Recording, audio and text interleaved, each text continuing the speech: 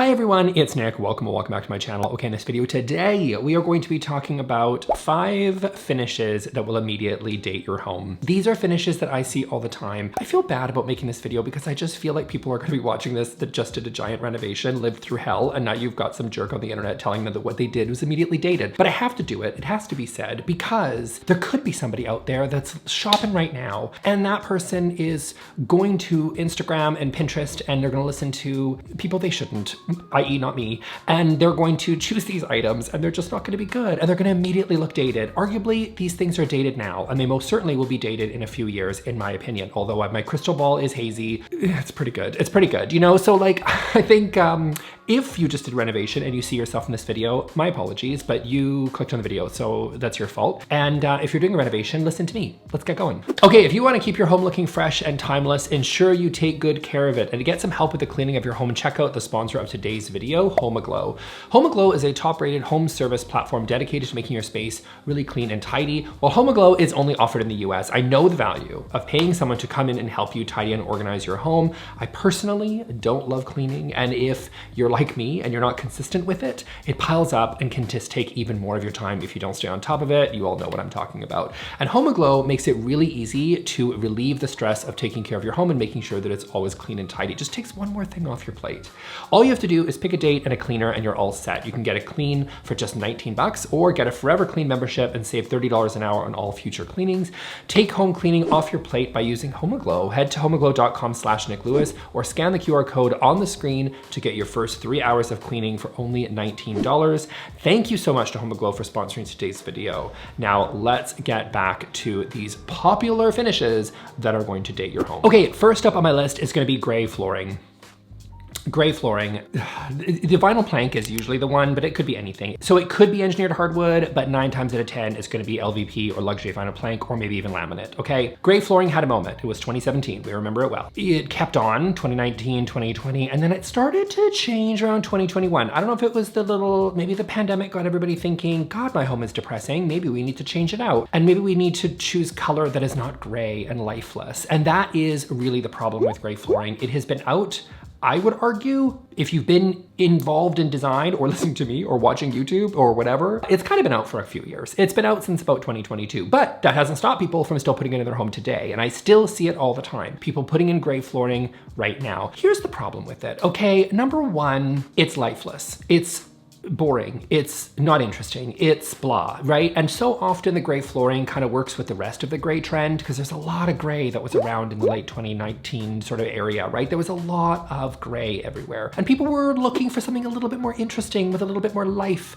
And the problem with gray is that it doesn't have any. It's just really boring and kind of drab. Now, you know, black and white are similar in some ways because they're just like drained of all like life. But the thing is you don't usually put black and white flooring down necessarily, but gray you absolutely do, and you saw it everywhere. And it's just really lifeless and boring. But in addition to that, it's also unnatural, right? Unless you've got some grayed out wood that's like, you know, some reclaimed wood, like you brought in some log from a beach somewhere and you brought it in and you're using that as decor or whatever.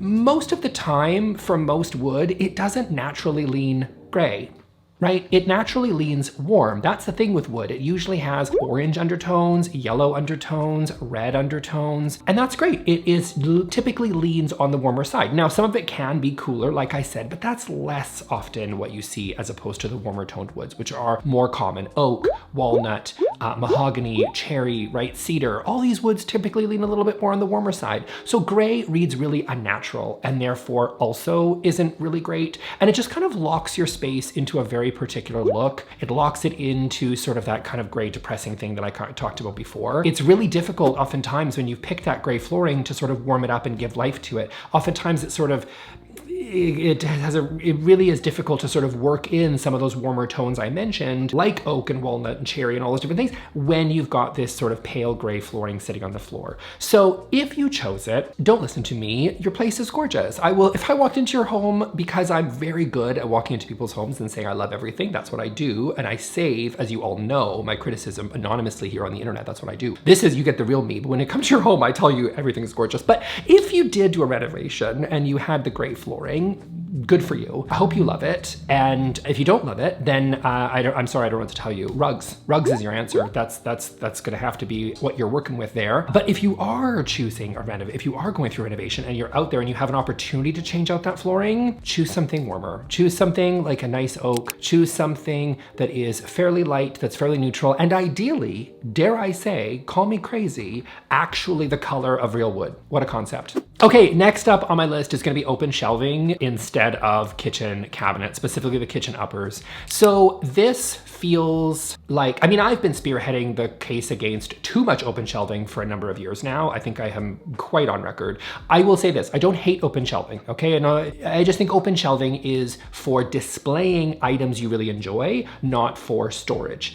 That's my personal opinion. No one needs to see your sippy cups up there. No one needs to see your ugly, neon pink plastic dishes that your 3-year-old uses. No one needs to see that on your open shelving. That is for behind closed doors, where you can put your Minnie Mouse mug that you bought unfortunately at Disneyland. Do you know what I mean? Like, throw that stuff in the cupboard. Throw that stuff in the cupboard. No one needs to see it. It's not there for display, unless it brings you joy, in which case good for you. But you don't really need to put it on your open shelving. Open shelving is meant for displaying. That's what it's there for. It's a shelf there to display your items. So if you've got gorgeous stuff from Fable like I do, then go ahead and display it. But even then, I store my Fable. Do you know what I mean? Like, there is something to be said for function and functionally having space to put away some of those items that are maybe not so super attractive and cover them with the magical thing called a door that therefore prevents people from seeing them. So you can just open the door when you need it and close the door when you don't. What a concept. But the open shelving everywhere was such a massive trend and so all over the place. And what bothered me is people would have these gigantic kitchens, but then not have the actual need to be able to function the actual things that they needed to use them for. They didn't have the space to do storage. And that drove me crazy because you're like, you have this giant kitchen and yet it's not functional. That's not great. Or you have to get an even bigger kitchen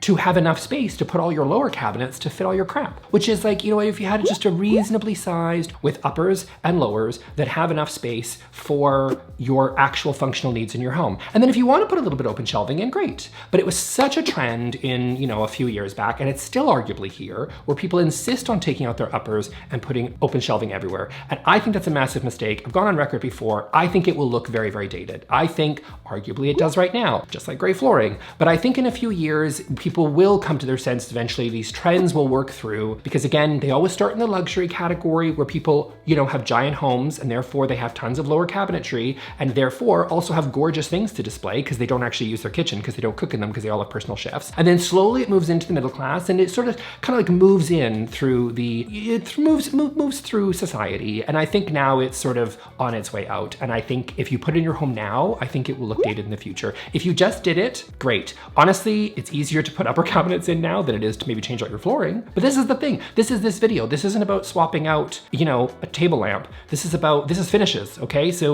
choose them carefully, I think is the end lesson of this video. Okay, next up on my list is gonna be fake brass. I'm guilty of this one.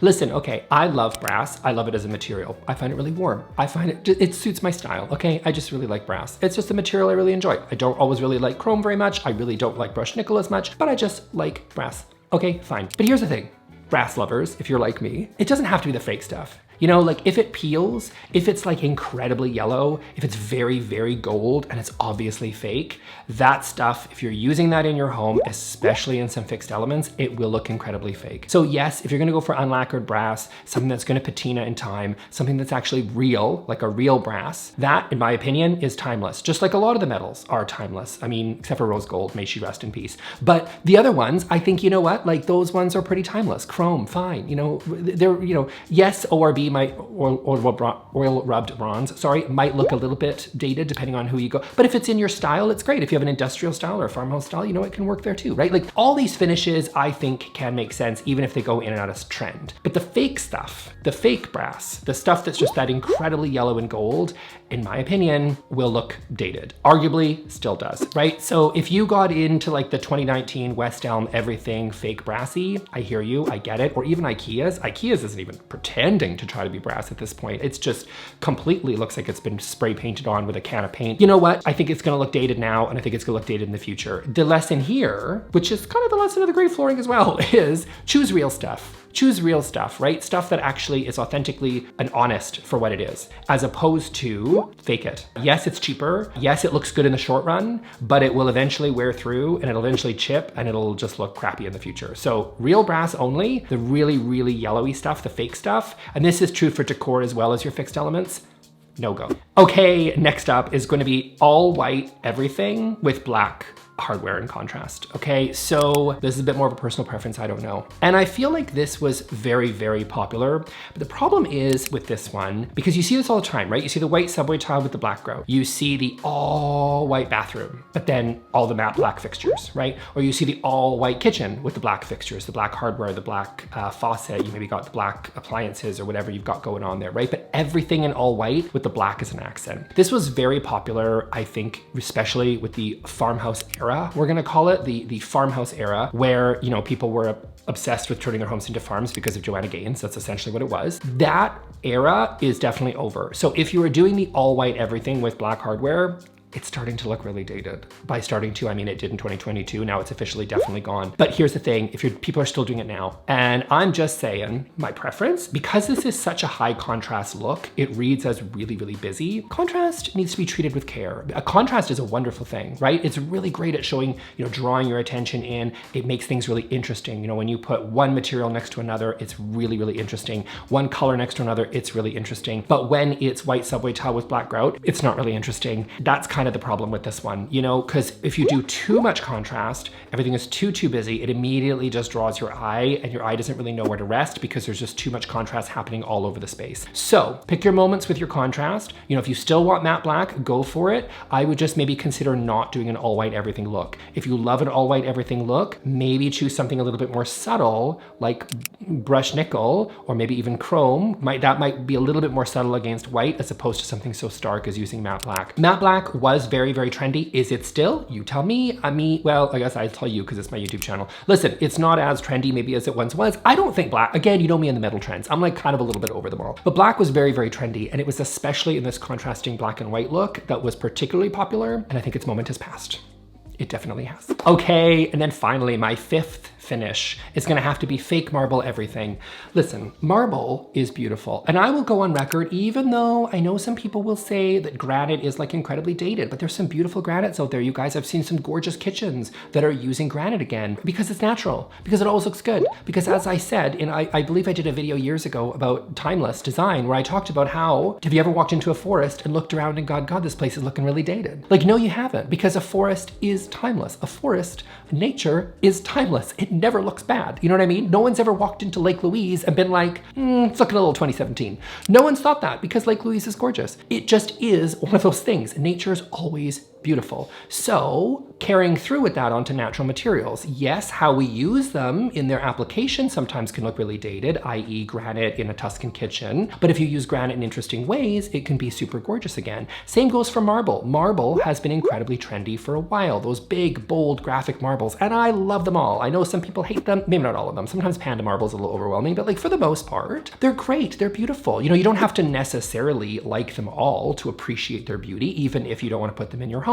All these different natural materials are gorgeous. Let's get to the fake ones. Sometimes I think that the incredibly fake materials that are there to try to emulate the look of natural materials, kind of like the gray flooring, is sometimes really where we go wrong. It's always where we go wrong. And I think this is what's happening with the fake marble. So countertops, you know what? If you're doing some fake marble countertops or whatever, then, you know, I would just sort of hesitate a little bit. Now, some of the quartz countertops, because quartz is a man-made material, I will admit, do a good job of emulating marble. Some of the higher quality ones can work. You have to use your own judgment there in order for it to make sense for you. Some of them, you might be better off if you're gonna go with quartz, embrace quartz. Just go with quartz. It doesn't necessarily have to completely emulate some sort of Calcutta Viola or something like that, right? There are some really good fakes that are out there, but there's a lot that are bad. And I think here, the quality of the fake does make a big difference in my opinion. So this is the one area I will personally say, like, some might make sense. You just have to use your own judgment on if you think that it's real. If something is incredibly fake looking, and just, you know, we're talking the fake contact paper stuff, then I would personally avoid it. And if you're in doubt, or you can't afford to get the real thing, like a slab of marble, and you're not getting book match marble on your 10-foot island because that's expensive. Or you can't even do the quartz on a thing because that's also incredibly expensive. If your budget is laminate, embrace the laminate. Do you know what I mean? Like go get some beautiful like white or black or whatever countertops you're choosing that you're loving, whatever, get that's in your budget. If you can afford butcher block and you want to use butcher block, then use butcher block, right? But the stuff, I think where you have a, what is it, like champagne taste and a beer budget, like if you can afford the beer, get a beer. Do you know what I mean? You don't necessarily have to fake the champagne. You can just get the thing that you can afford and embrace it and be proud of it because you worked hard for your money, you worked hard for that renovation, you know what you're doing, and I would just really cling to those authentic materials no matter what your sort of your budget is. So that's it for me for today, guys. I hope you really enjoyed this video. If you liked that video, maybe you'll like this one too. So go check that one out and I will see you all in the next video. Thanks, bye.